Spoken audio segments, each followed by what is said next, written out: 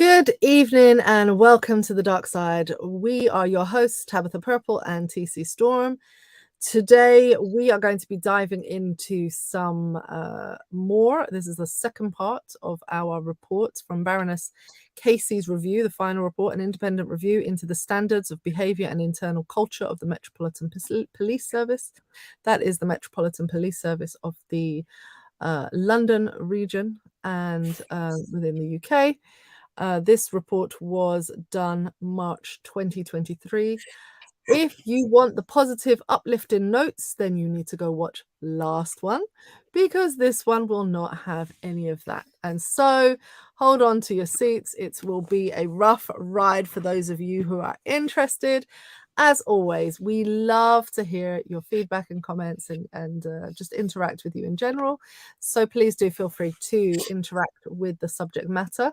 We will push through as much as we can to get this done in this episode, because there have been so many news stories that we just couldn't even squeeze any in. But I will say this: if you think the police are bad, the firefighter service in the UK revealed a new report, and that is that there is evidence of bullying, harassment and discrimination in every fire and rescue service in England. And the inspectors say that that's just the tip of the iceberg. In about a quarter of them, the report found that staff complaints of homophobic, sexist and racist behaviour often exceeded banter. Cases included male firefighters telling a colleague they would rape her and a senior officer using a racial slur. They are deeply concerned about what the report has found for leadership, and they continue to look at independent assessments to see what's happening. If you think it's only one industry in the UK that's suffering with this issue, then you are sadly mistaken. So, Mr. Storm, we're going to go through the second part of our series. We only did the first two chapters, as far as I can tell, first two chapters of the report in last edition. So we looked at the dynamic of the Met and London somewhat, but we mainly concentrated on the resources and its response to austerity. So if you're looking at our more positive response to the report, then that would be on chapter 2, and that was done in the last edition. But today we are going to fly through this report, so let's see how we're doing. Ready? Let's go.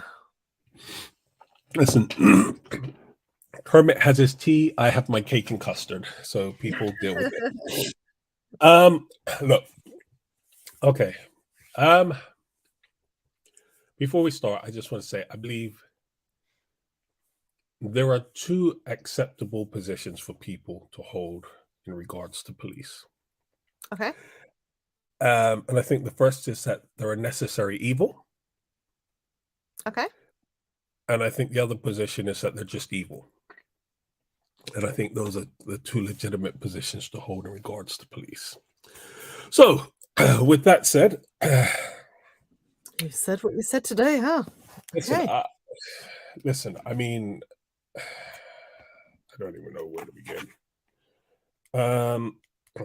I would say at the end of my notes from last time, but I don't even know where we ended last time, because I don't even know if we got past the first chapter. Well, we did definitely look at chapter 2, the Met's resources and its response to austerity. I do remember talking about. We didn't even deal with the leadership of the Met. No, we haven't dealt with how the Met is run, which is in chapter 3, I believe. Okay. We touched on it. We did touch on it, but we did not spend so much time on it. And so in chapter 3, they look at some of the basic things of how the processes, structures, and Metropolitan Police running is done. And if you look at their conclusion, it is not just deeply troubling. The whole structure, system, and policies and practices are inadequate to meet the needs of any kind of governance services or management structure. So the Met leadership is dysfunctional. And that is not a word I used. Okay. No. So the Met leadership is dysfunctional. There's a disconnect between the top Mm-hmm. and those at the bottom. Mm-hmm. So between the rank and file and those in top positions of leadership. But there's also a disconnect between the basic command units and those at the top, Mm-hmm. and those at the top of the basic command units and their rank and file.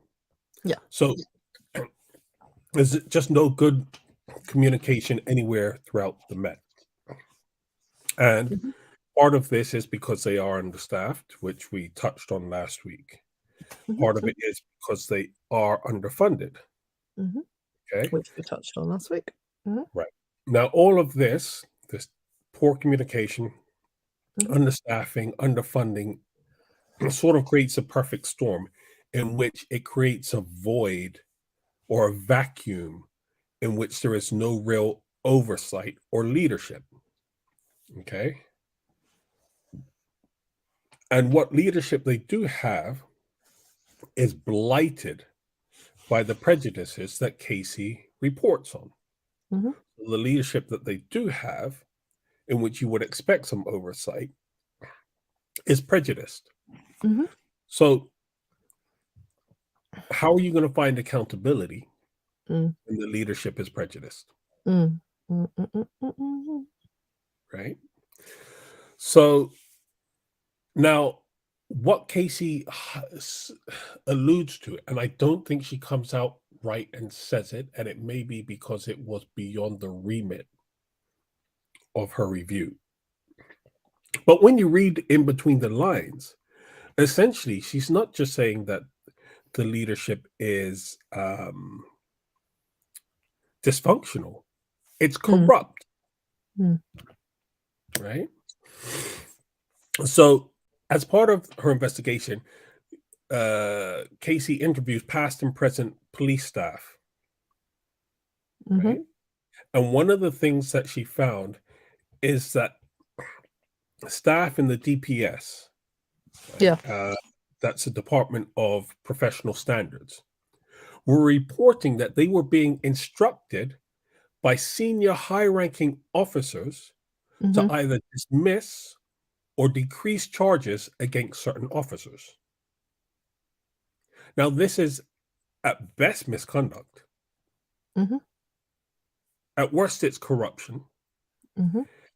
But not only that, it further entrenches the misconduct and legitimizes it.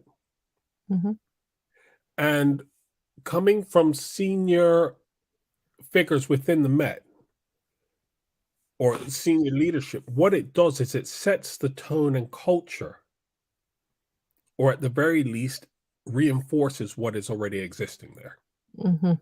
Right? So when we're talking about these prejudices, homophobia, sexism, racism, if the senior leadership are saying, hey, this person has a charge of sexism against them, can you find a way to manipulate the system? Now, the fact of the matter is, what that shows is that there is no autonomy within the Department of Professional Standards to actually conduct a thorough investigation or an impartial one, because it's subject to interference from senior officers. Okay. I don't know if you have any comments to say on what I've said so far. No, I mean, it's a comment on the whole idea of leadership, I guess. And the question that would come to my mind is actually taken from her conclusion. What she says is leadership is not taken seriously and people are not promoted according to their talents. If they are, it is despite, not because of the promotional process. The absence of clear structures, systems, expectations, and two-way communication in an organization the size of the Met allows for poor cultures to grow. Right. And I think that the size of the organization in some ways she kind of highlights that it's almost being scapegoated. Well, we're large, so we are it's difficult. It's working difficult, and it's not the easiest thing to manage, etc., etc. When the reality of that is actually not true, we recognize that businesses, other organizations around the globe have larger organizations and manage them with actual systems in place. What is very clear, or what seems to be very clear, is that there is no structure other than, and there is a false normative in which we, the public, are being told that that people have received their promotions via meritocracy, and the country is a meritocracy, and you get what you deserve if you work hard, etc., etc. Where the leadership of the Met is actually an old boys club, very literally. Yeah.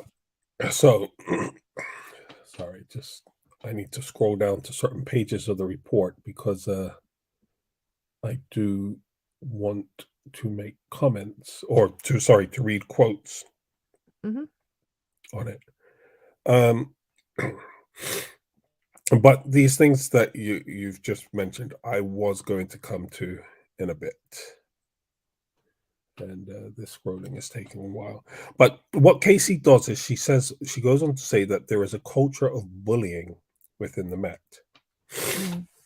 Okay. And that speaking out against it is actively discouraged. Right. So she gives a quote from an ex-commissioner of the Metropolitan Police. He became commissioner in 1972. So we're talking about over 50 years ago now. Okay. And what he said was, he had, quote, never experienced blindness, arrogance, and prejudice on anything like the scale accepted as routine in the Met, end quote. Casey goes on to follow this quote by saying, the Met is a very different organization today, but we have found those cultures alive and well. Okay. Doesn't look like. Is this a case of, with the best will in the world, people, often receive a job, a promotion, or, a new opportunity, and they come into the organization with the idea that they're going to overhaul, to improve, to make changes. And then what ends up happening is the organization eats them alive, effectively. The culture, it becomes almost impossible to get through any real and meaningful change. It almost seems to me that since 1972, did you say, to this present day, there is this overriding sense that no Met commissioner has ever had the police force under their control. Well, here's an even more frightening thought, actually. Was it this week or last week? Theresa May said in the House of Commons that as Home Secretary, she could not have reformed the Met because they were too powerful and too big a beast and would have come for her. Excuse you? Sorry. So I'm like, even that alone should tell you purpose. Exactly, because the Home Secretary is one of the people, along with the Mayor of London, who is meant to have oversight. And you essentially just said you can't control it. That would be like, somebody that weighed all of 80 pounds walking down the road with an 80-pound pit bull. You ain't ever going to control that thing. And if that thing gets out of hand, it's going to turn on you. It's going to turn on everybody else. And then it's just dangerous, full stop. It sounds like they're using their proximity to the leadership of the country, because, of course, the Met Police would cover Downing Street. They would cover the safety, law and order and safety surrounding Parliament, etc. It sounds like they're using their proximity as a methodology of intimidation. Right. That's what it sounds like.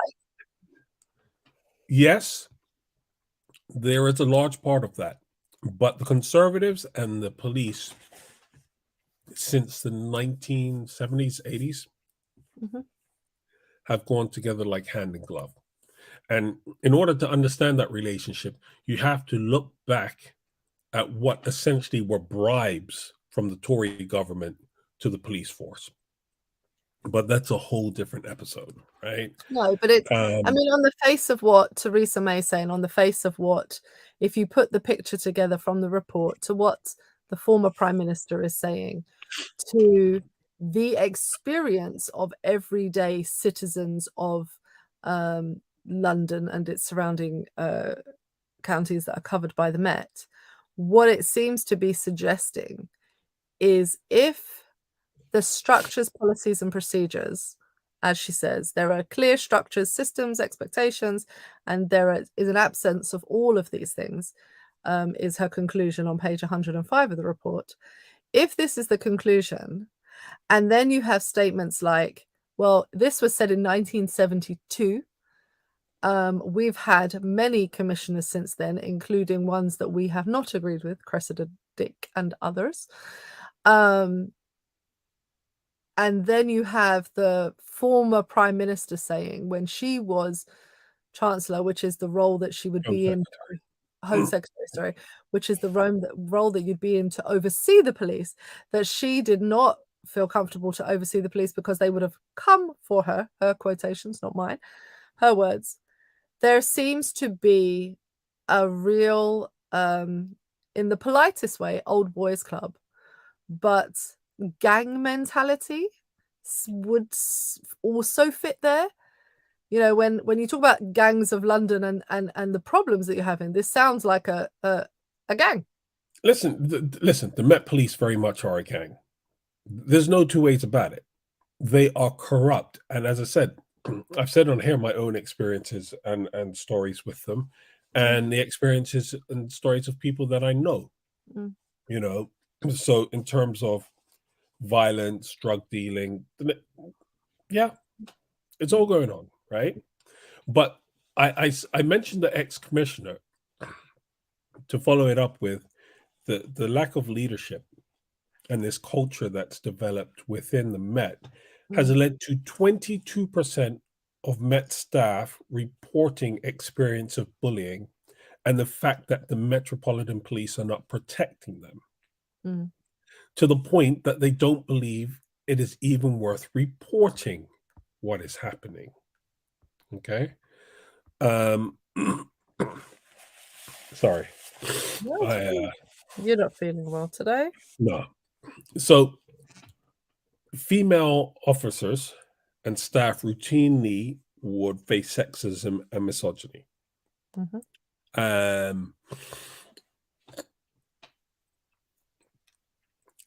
And yet nothing was being done about it.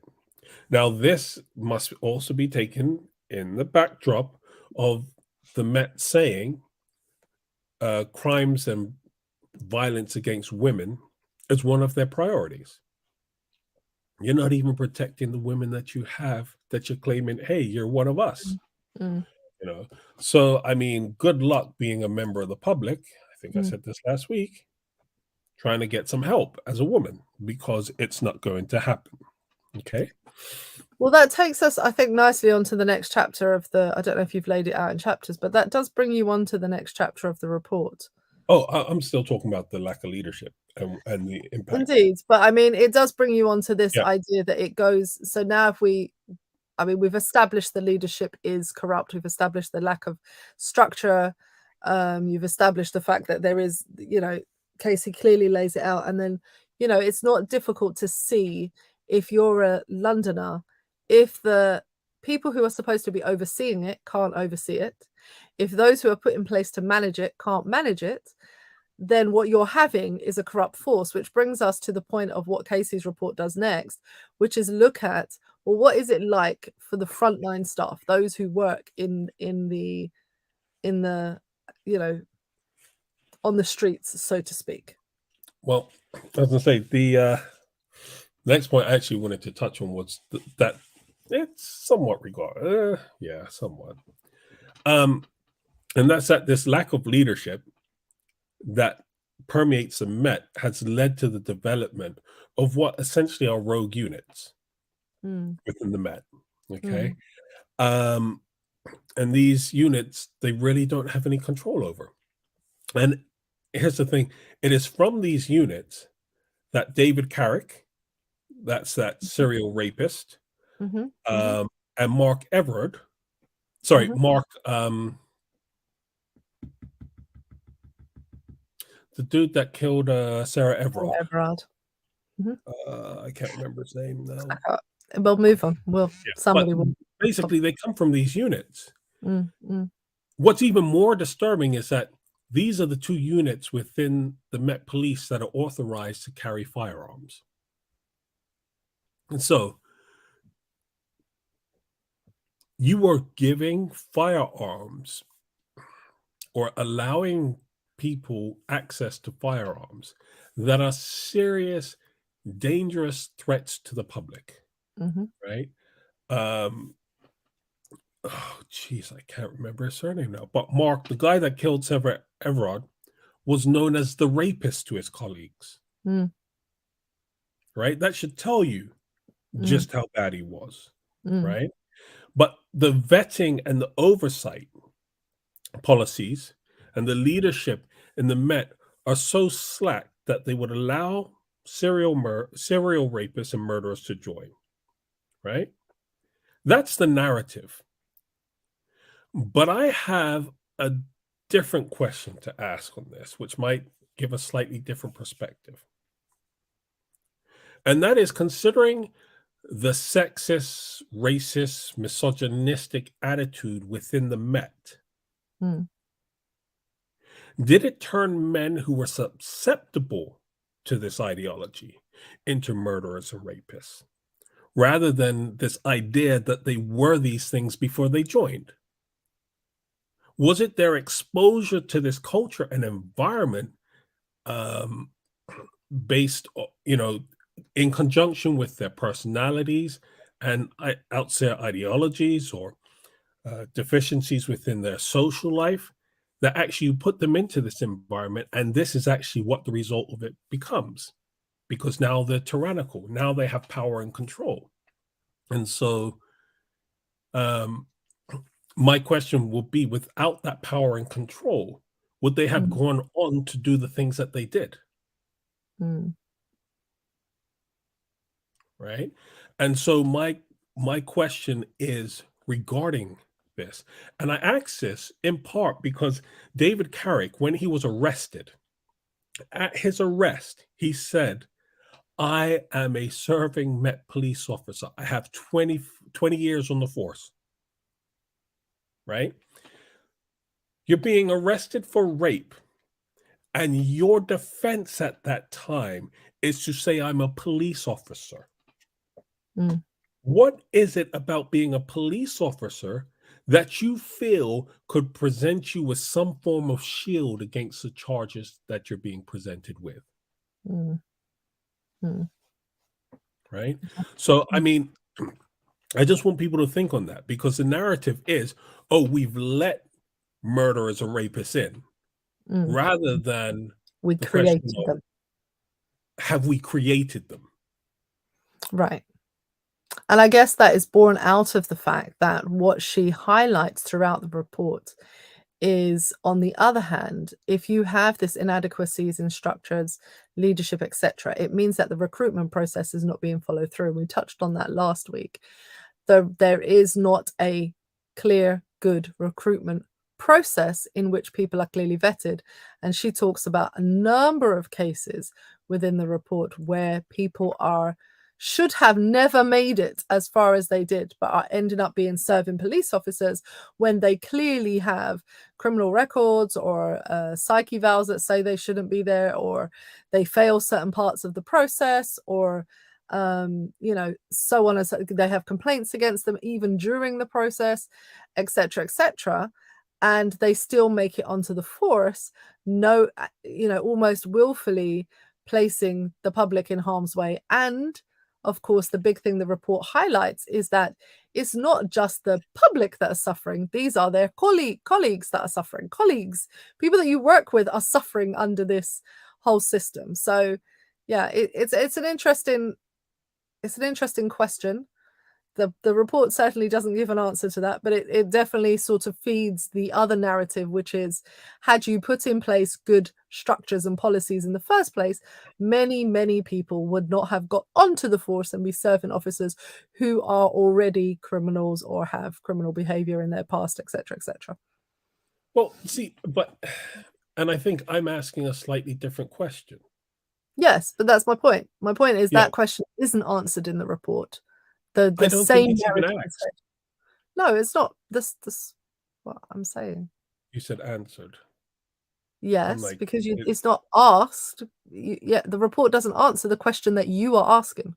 You No. are asking the question. Yes, that's what I'm saying. I'm asking Yes. a different question. And the report does not answer that question. The Or report ask it. answers the question. Yes, or asks the question. The report feeds the narrative that there is a poor recruitment process. Yes. Okay, moving swiftly on. Right. Okay. So Casey goes on and she talking about the leadership of the Met and what they can do.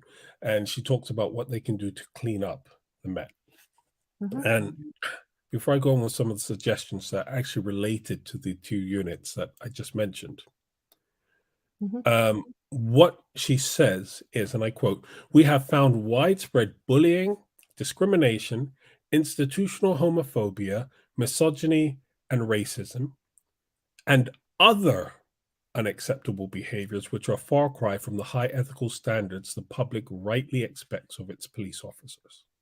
In other words, you're not doing anything you should be.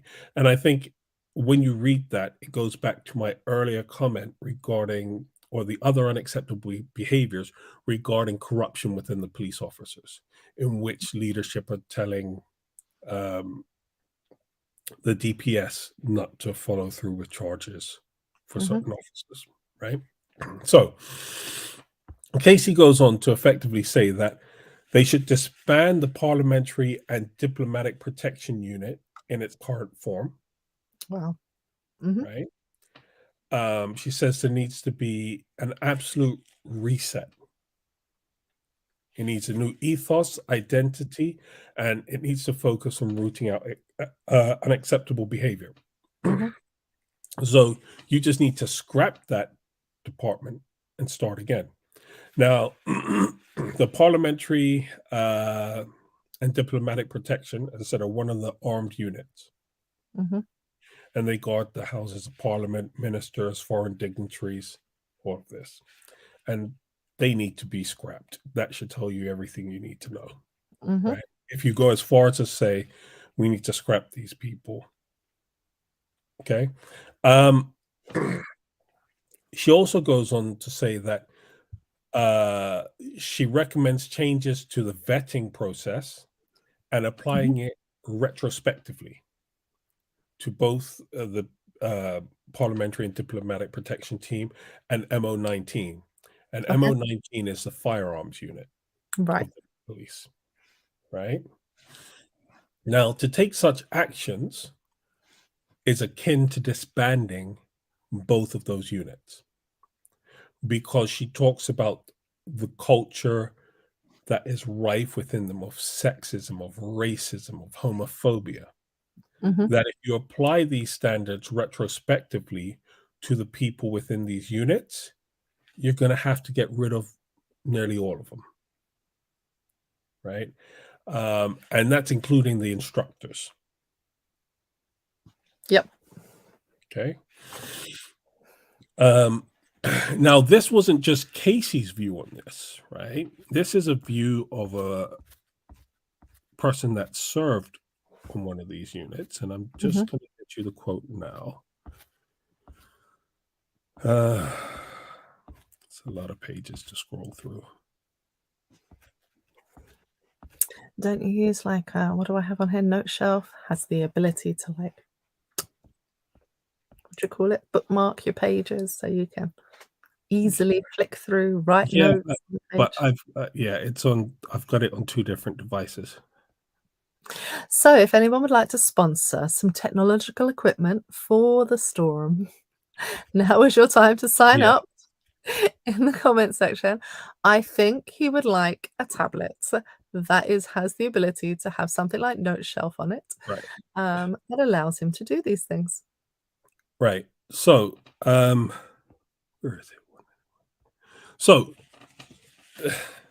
this was the exact comment of someone on the MO19, right? The Specialist Firearms Unit. It's the most toxic, racist, sexist place I've ever worked. It's an unbelievable place. Okay. So,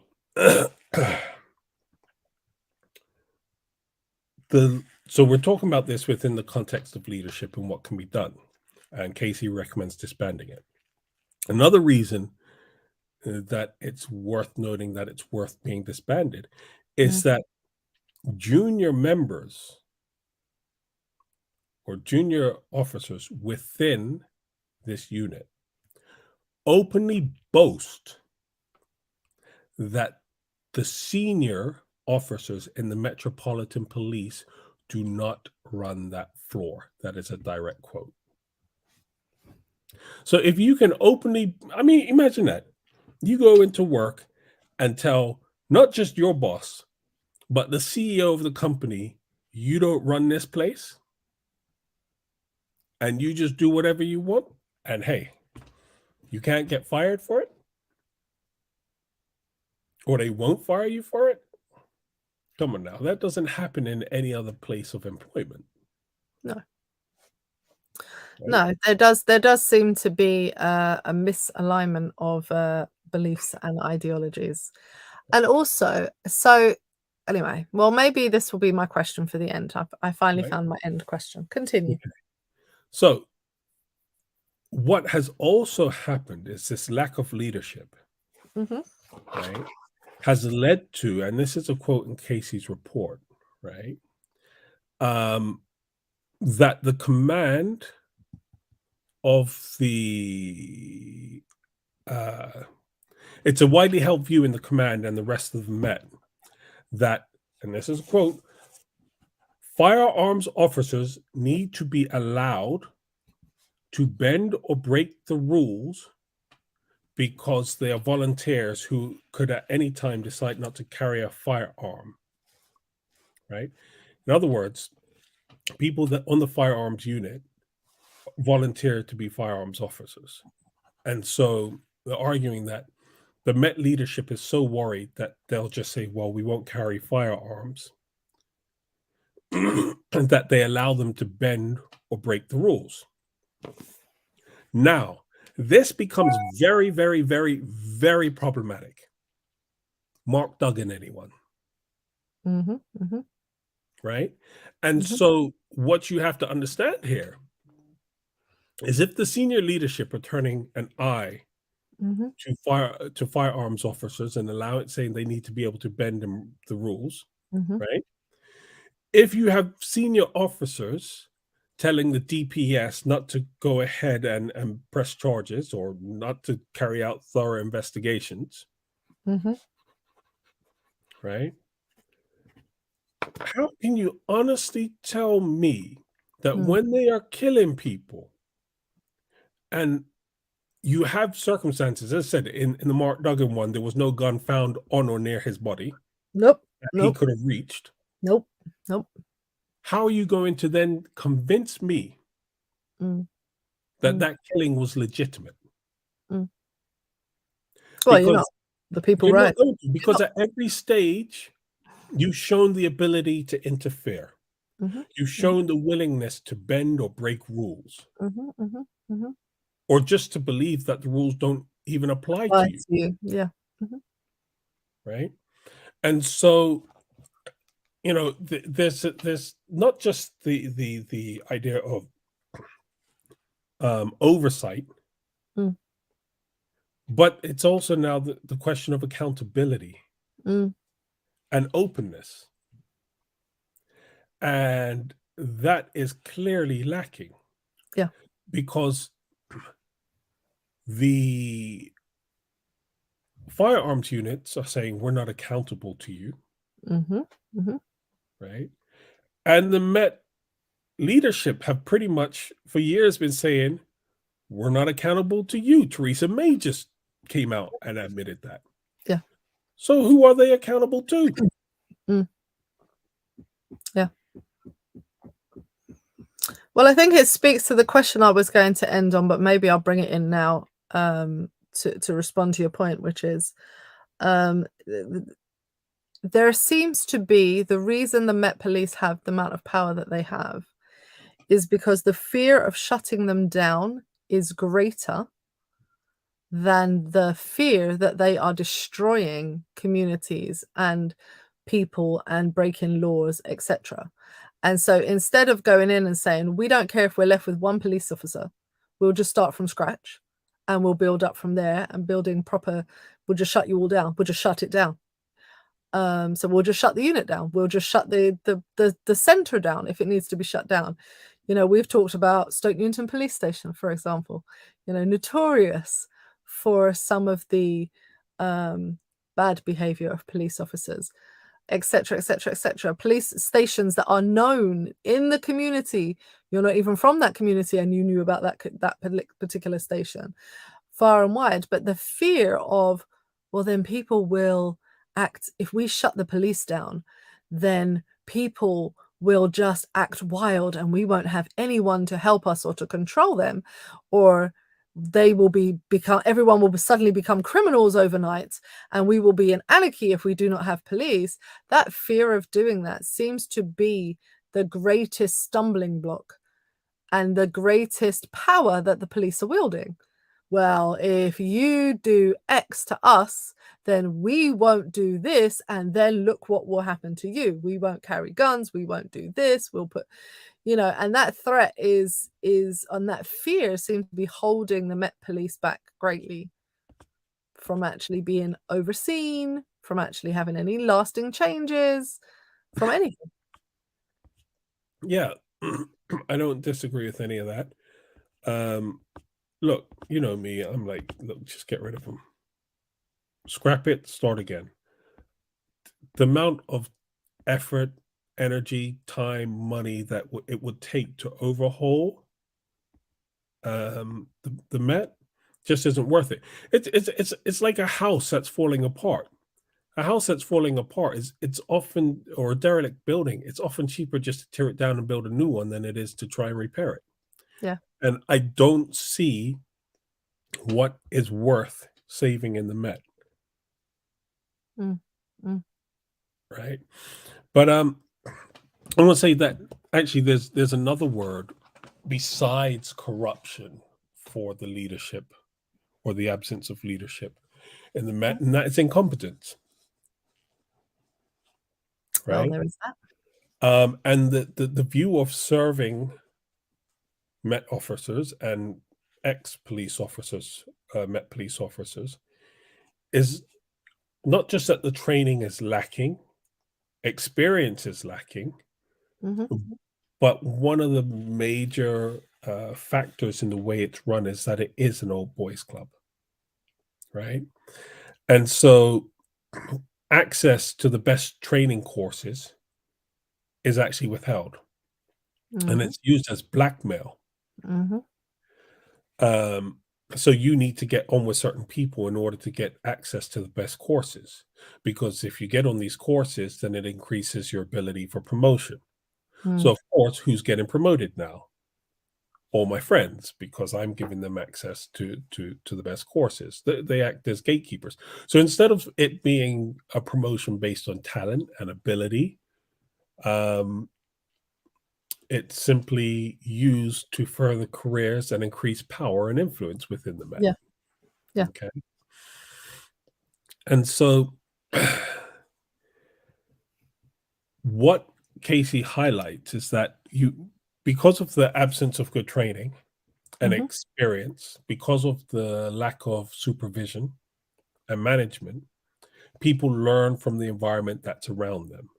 And so the way things have always been done is the way that things will be done, because you don't have access to training. You learn by osmosis. I see you do this, so therefore I assume this is how it's supposed to be. So, and what she says is that this becomes more important than any stated goals or aims that an organization may have. It's just words on a piece of paper or spoken words. If this is your culture and you don't actually put any effort into training people to realize what your stated aims and goals are. And what she says is that the inadequate management allows those who seek to do wrong to continue to do wrong, right? But also mediocre performances aren't checked, right?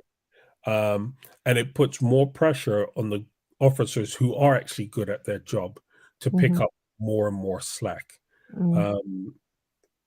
And that far too much is left to chance. In some ways, this is the Peter principle, where you get promoted to your level of incompetence. That's basically what takes place within the Met on a growth scale. Yeah. Okay. Now, we can blame this on a lack of training, right?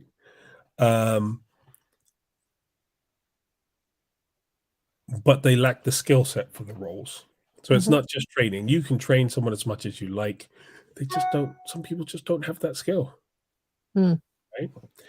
And because it's an old boys club and promotions are based on who you know. Yeah. The training was at such a point, and the oversight was so bad that the review panel heard on more than one occasion that where the training was virtual, right? They would stick one person in a room who would then go and tick all the boxes for everybody.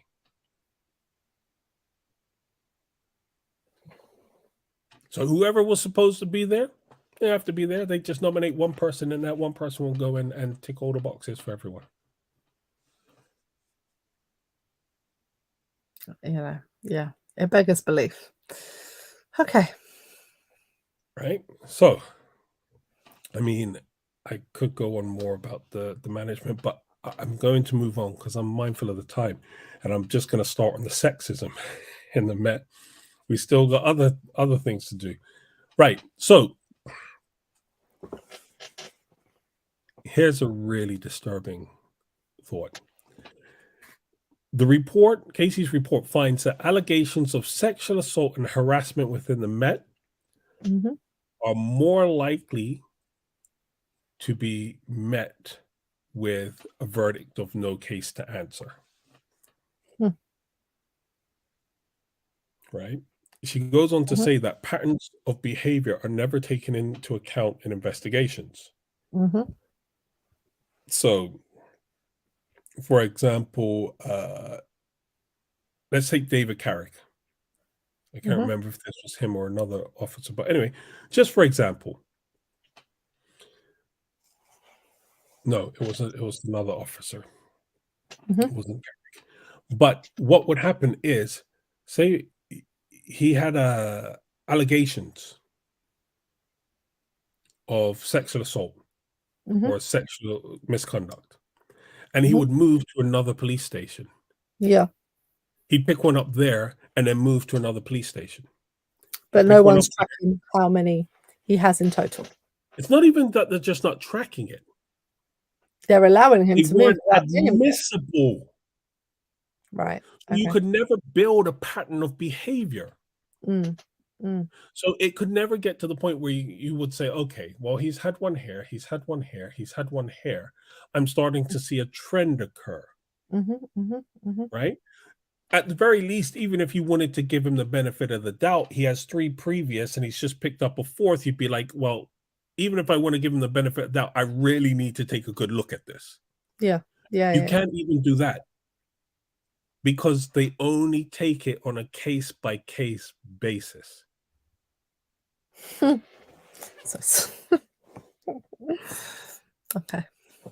It's an easy way to dismiss the problems that you have. Absolutely. Right?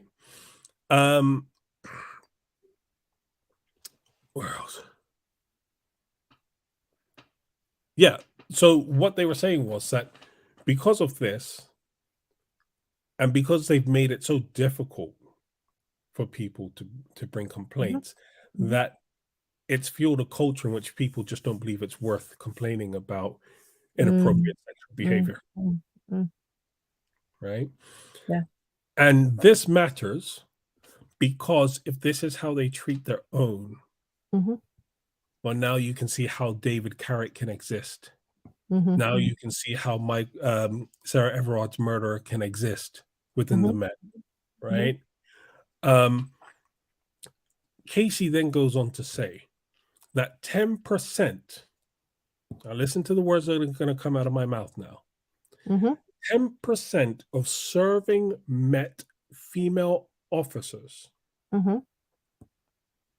have reported that they have been sexually assaulted by colleagues. Right? No. Not harassed. Assaulted. You said assault. You said what you said. You said what you said. 10%. That's criminal behavior. Right? And on a large scale. And I'm sorry, but if 10% of your workforce is sexually assaulting people, you can't tell me you don't know about it. Or if 10% of your workforce has been sexually assaulted, you cannot tell me you do not know about it. And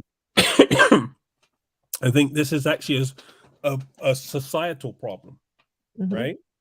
Because if 10% of my money went missing, I'd know. Hey. Yep, you said what you said.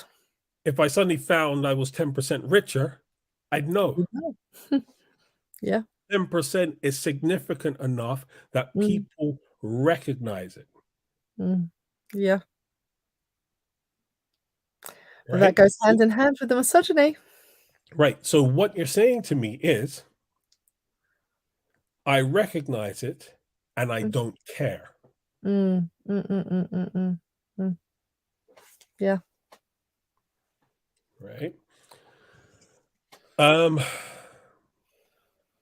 So now this sexual assault, or this pattern and behavior of sexual assault, transfers to the public domain. Because I told you 10% of the colleagues. Yep. Right. So within the Met, the most reported form of corruption is abuse of position for a sexual purpose. Okay. And this charge accounts for 60% of all corruption charges nationally. Wow. And for 25% of all complaint referrals to the IOPC. It's a lot. Right? Now, the IOPC go on to say that this figure is probably underrepresented.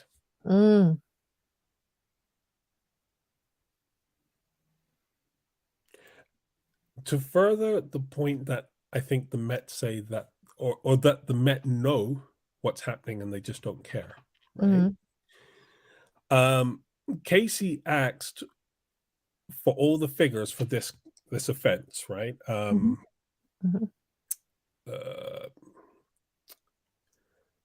For the charge of abuse. Right. The Met gives her some figures. And then she says, actually, you know what? Let me have a look at the actual raw data. Right? At the actual allegations that were made. Her analysis of the allegations that were made were that her figures were 6 times higher than what the Met gave her. I mean, that's not just a mathematical error. That's a deliberate effort. 60% is a lot. It's a lot, but I want to tell you some of the things that the Met deemed not to rise to the level to be considered a charge on this scale, right? To fall under this charge. So Examples of allegations not classified as abuse of position for a sexual purpose included a sexual assault that took place within a holding cell in a custody suite. What? Another in a hospital whilst the officer was on duty. Excuse you? And another in a complainant's home while the officer was on duty. That's disgusting. It really is disgusting. So you're showing up in your uniform or with your police ID. That's what you used to get into somebody's home. How does that not, I'm not just going to let anybody and everybody off the street into my house. Yep, for sure. You show up at somebody's door, you say, knock, knock, it's the police. Let me see your badge. They show you the badge. You go into their house. And then you do the heinous act, of course. Right? But this, according to them, isn't abuse of position for a sexual purpose. Right? The fact that it took place within a holding cell, a police officer in a holding cell. I'm in a holding cell because you put me here. It's an abuse of power. If that's not using your power, clear cut abuse of power, right? But the Met, nope.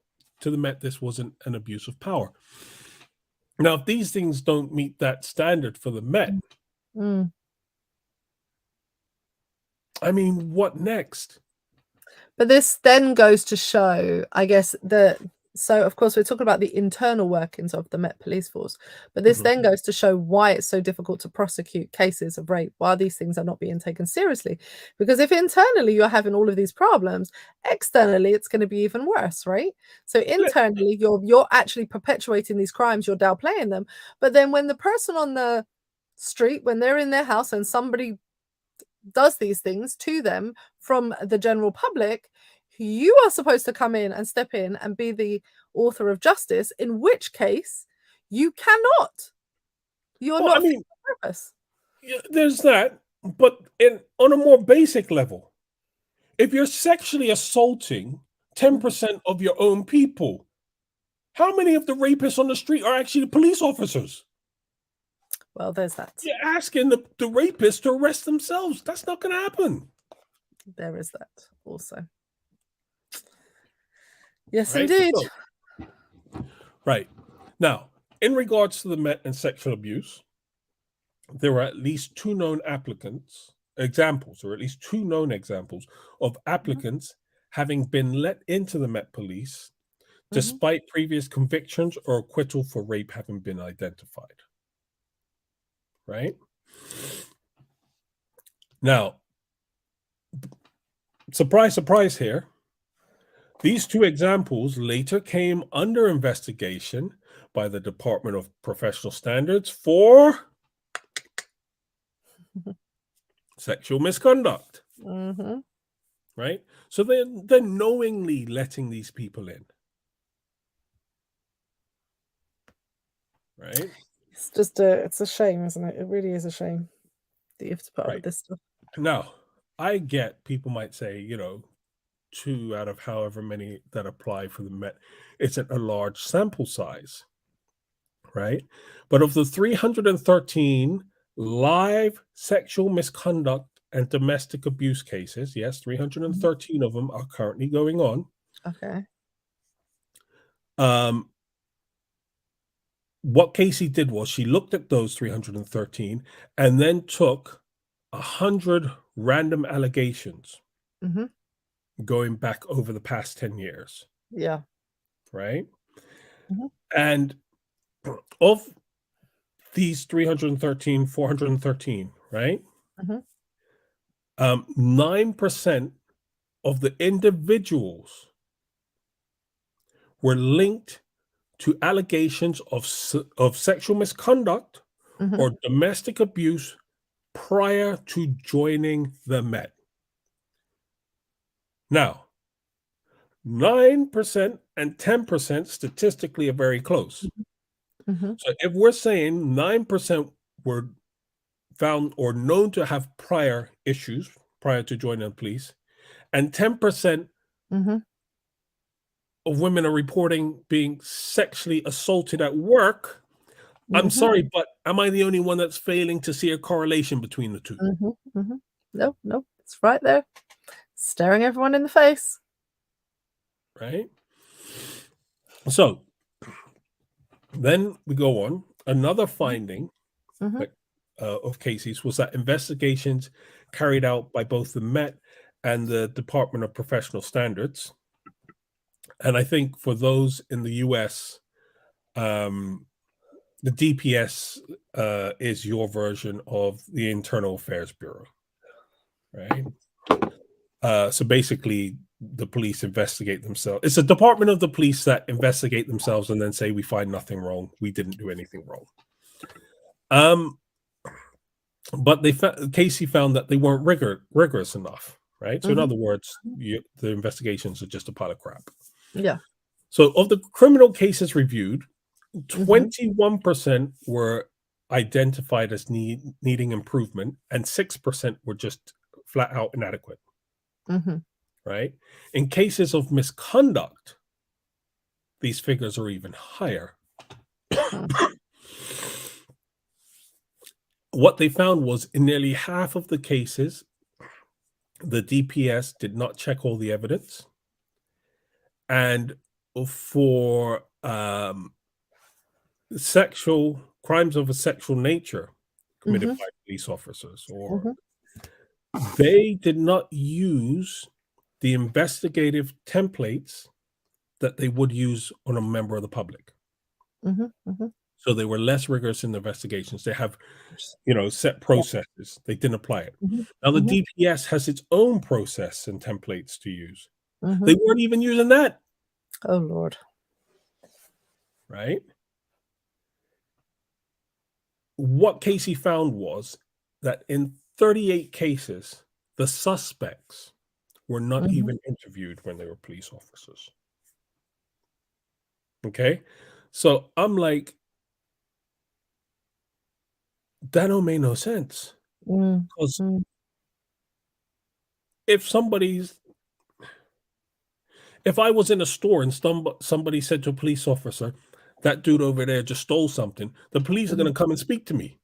Yeah. I ain't even bothering to speak to people. No. Somebody just told you that person there raped me, and the police don't even bother to go speak to them. Right? So, for me, what it shows is that the Met, the police, hold the public to a higher standard than that which they hold themselves. Yeah. Right? Now, you had the investigation into Charing Cross Police Station, right? And this is in which the police station was found to be misogynistic, right? It was called it was known as Operation Houghton, right? And what this did was it revealed some horrendous examples of misogyny, right? And I want to actually read some of these, right? And there's so many of them, right? So this is the head of a specialist unit, right? Okay. And one example of things he would say and do, right, is he came in on parade and had bought cupcakes. This is somebody recounting what had happened, right? He came in on parade and had bought cupcakes. When asked where they were from, he replied, "They're from a Mispers," which means missing persons. They're from a Mispers mum that wants to suck my...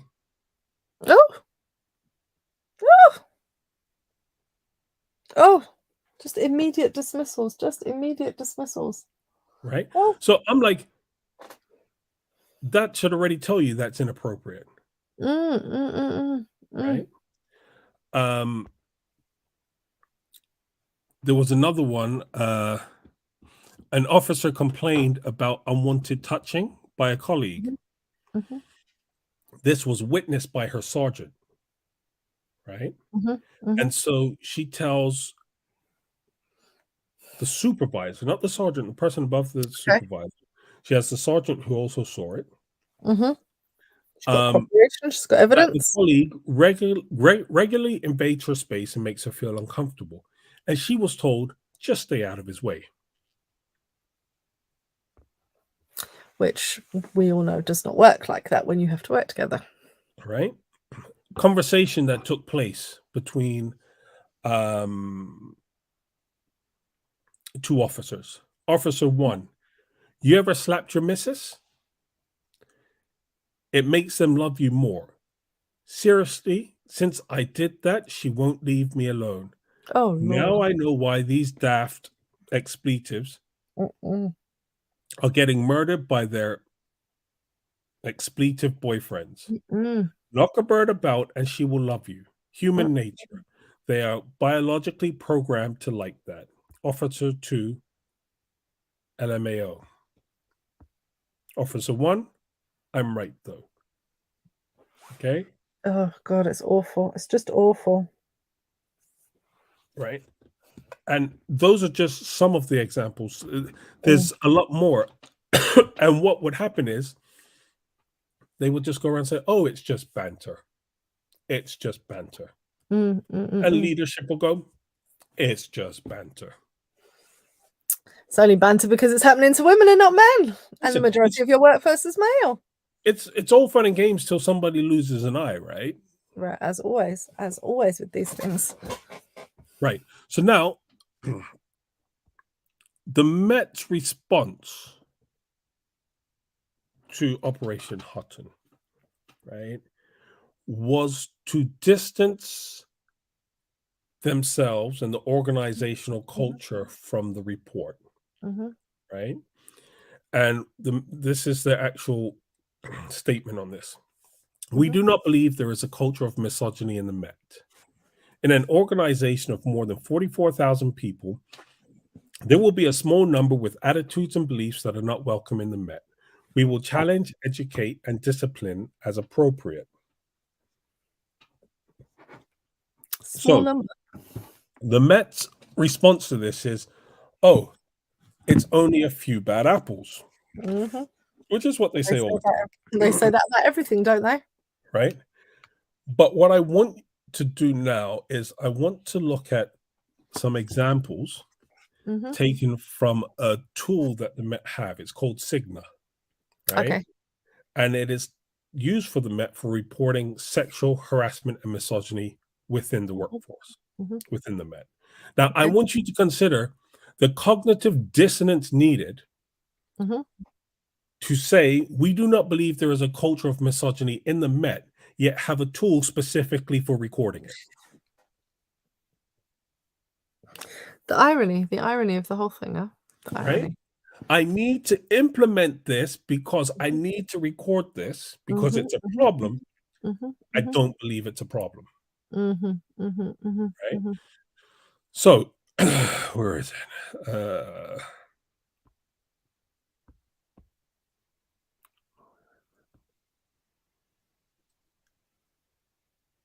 Right. So, an analysis of Met Cigna data reveals that of 227 cases where the rank was known, 147 of perpetrators were in a senior position or in a position of authority, such as an instructor relative to the reporting individual.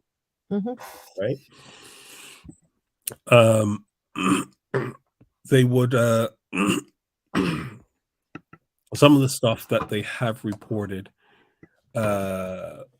is that they would hear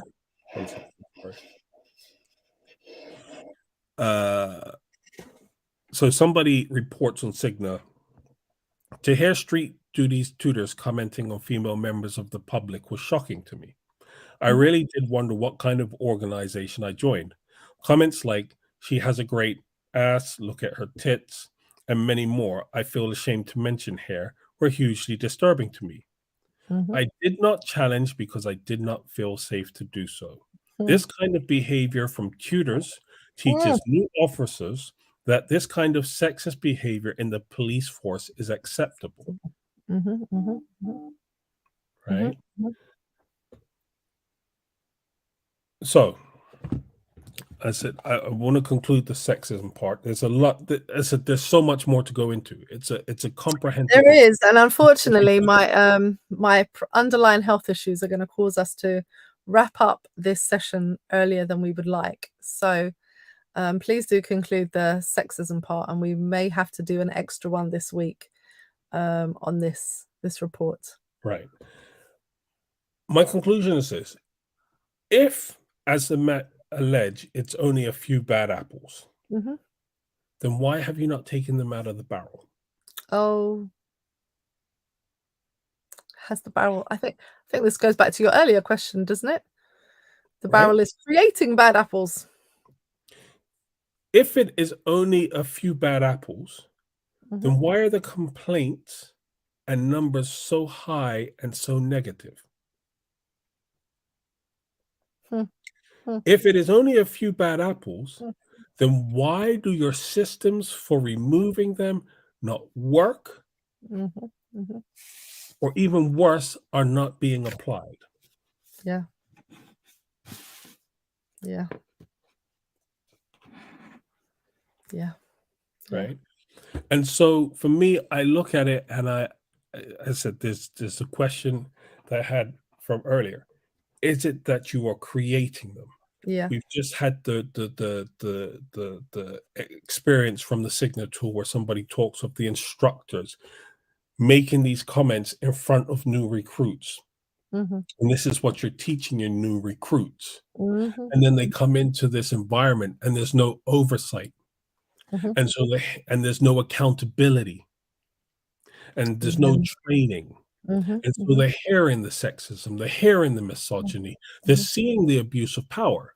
Because let's be real, when they know that senior officers are coming in and they're telling the Department of Professional Standards, don't investigate this person or lessen the charge here or do whatever, they're seeing the abuses of power.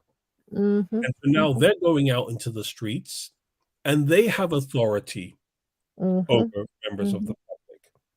What have they learned? Well, they've learned it's okay for me to be racist. It's okay for me to be sexist.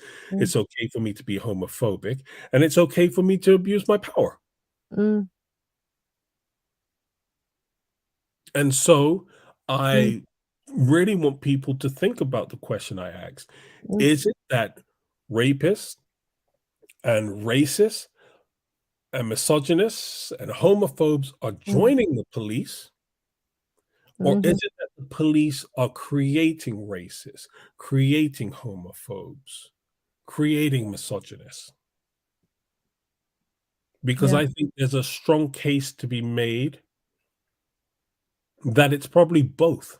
Yeah. Yeah. Both and is the whole problem, is both and.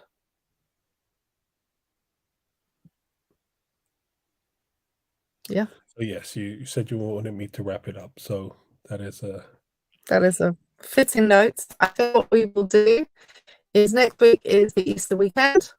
And we have a break for the Easter weekend. So we might try, if possible, to squeeze in an extra one this week just to wrap up this report.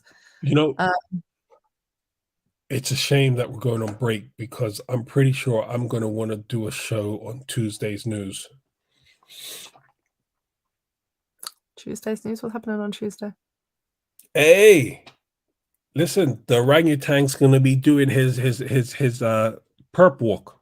Oh, okay. Well, as I said, I think we will probably go live this week during the week before we get to Good Friday to try and cover the rest and the last parts of this report.